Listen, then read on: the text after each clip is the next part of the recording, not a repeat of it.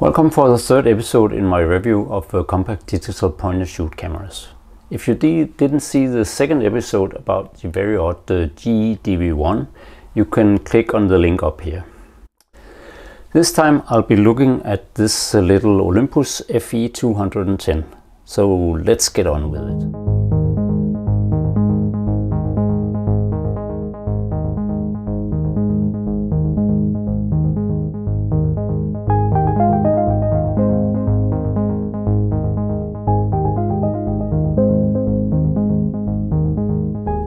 Like the sensor and most other compact digital cameras of that time, it's from 2007, the sensor is very small. I'll put data up here.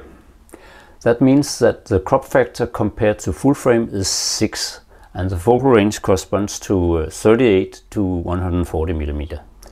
There's a digital zoom, but I wouldn't use it. With this small sensor it results in extremely blocky images. The sensor in the camera uses old CCD technology, the output of which I tend to like more than from more modern cameras with CMOS sensors. But it also means that ISO probably has to stay low, otherwise the images tend to become very noisy. Speaking of ISO, the range is from 64 to 640, but the problem is there's no way you can control ISO. The camera is always in ISO mode. Shutter speed goes from 1/2000th of a second to 4 seconds. But unless you turn off the flash, it will go off long before it reaches 4 seconds. Around 1/30th of a second flash fires, unless you turn it off completely. You can change the flash settings from automatic to always on or always off, or even red icon reduction. The resolution, as it says on the front, is 7.1 megapixel, resulting from 3072 pixels by 2304 pixels, at least in the 4:3 aspect ratio. You could also shoot in 16:9, but that results in a lower resolution of only 1920 by 1080 pixels. And although this might sound like full HD video resolution, this camera definitely not suited for video. As the best resolution is only 640 by 480.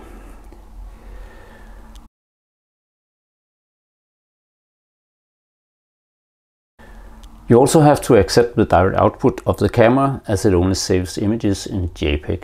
There is no RAW mode. Unlike the GE DV1 I reviewed in the last episode, which was a fixed focus camera, you can get close with this camera. Its normal focus range is not impressive. It's 60 centimeters. That's the closest you can get. But there is a macro mode that lets you get in to a distance of around 10 centimeters. And there's even a super macro mode that lets you get into 5 centimeters. The images are saved directly to XD image cards. So unless you have an older card reader or one follows the camera, be ready to either invest in a multi-card reader or a micro SD to XD card adapter, so you can use more modern micro SD cards with this camera. I had another Olympus camera with a 1 GB XD card, which is quite a huge memory card, considering how little memory these 7 megapixel images stored in JPEG takes up. So I decided to invest a whopping €10 in a multi-card reader. But I also find that I can connect directly to my computer via USB and copy from the card in the camera. Only caveat is that it is first generation USB and very, very slow. If you've shot the 40 images, go get yourself a cup of coffee. The LCD screen is only 2.5 inches and the resolution is 154,000 dots. Not very much if you want to judge the quality of your newly shot images. But back in 2007, where many of us had recently switched from analog film cameras to digital, that didn't seem to bother us. We were used to waiting, sometimes weeks, before seeing how our images came out. That is, if we didn't develop the film ourselves, of course, then there might only be a waiting time of some hours.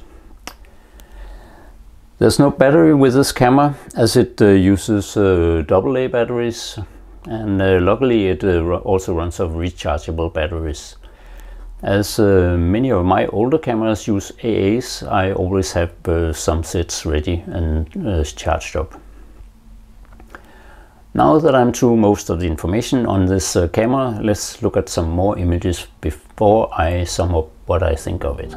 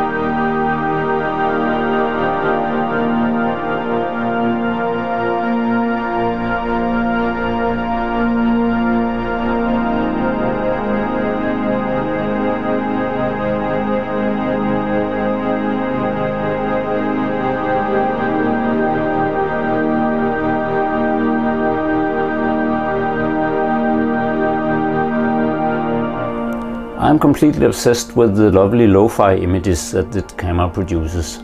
Yes, they're not very sharp, the colors are a bit off, there's quite a bit of grain structure and lots of other flaws, but all to my liking.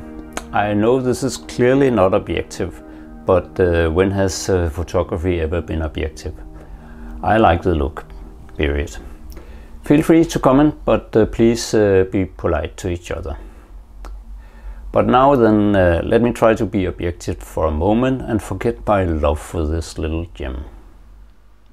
Okay, maybe I'll be objective, but anyway, one of the things that I like about this camera is the image quality, but it's of course only if you like vintage look. I like that it has a number of different shooting modes, although manual modes are lacking. It has a very quick startup, that's a good thing, and the zoom is also very fast. The size and weight of the camera is very small, so it's a good thing. And that it uses rechargeable AA batteries, that's a very big bonus. I have, as said, lots of rechargeable batteries and always ready to use in a camera like this. So to the downsides of this camera: no control of ISO in any way. I don't like that. And you can't save images in RAW mode, so the image quality isn't up to the standard of modern cameras. But as I said, I like the image quality of this camera, but objectively it's not a very good quality. The lens also gives a lot of chromatic aberration, as you've seen in some of my images, but I've used it creatively, so I actually, for this purpose, it's a nice thing, but objectively it's bad. and the video is only 640 by 480, which is unusable nowadays. I hope you liked my small review of this outdated digital compact camera.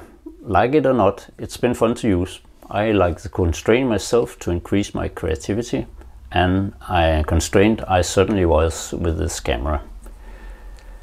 Next time I'll be looking at another camera from the box of digital compacts that I bought some time ago. It's the GE Z140, so stay tuned for that. If you did like my video, please consider subscribing and also hit the like button. So thank you very much for this time, and bye for now.